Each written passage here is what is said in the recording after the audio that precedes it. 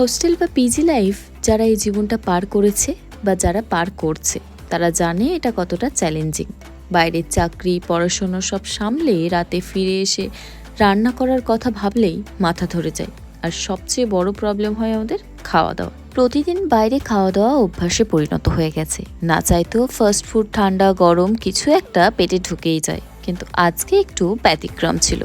কাজ থেকে একটু তাড়াতাড়ি ফিরে এসেছিলাম, ভাবলাম আজ না হয় নিজের হাতে কিছু একটা বানাই। সেই ভাবনা থেকে শুরু হলো পরোটা আর আলু ভাজার অভিযান। রান্না শুরু করলাম বেশ উৎসাহ নিয়ে। গরম গরম তেল, হালকা করে কুচানো পেঁয়াজ, আদা, মরিচ সবকিছুতেই ছিল যেন এক রকমের শান্তি।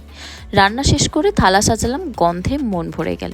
কিন্তু সমস্যা হলো এখানে, জানি না এটা কেন হয়, আমার যত ফেভারিট খাবারই হোক না কেন নিজের হাতে রান্না করার পর আর ইচ্ছে করে না খেতে। আচ্ছা, তোমাদের কারোর সাথে কি এরকমটা হয়? রান্না করার আগে গলায় জল আর রান্না শেষ হয়ে গেলে মাথায় দুশ্চিন্তা। তবুও এই পরোটা আলু ভাজার রাতে কিছুটা হলেও মনে হলো আমি নিজের জন্য একটু যত্ন নিচ্ছি।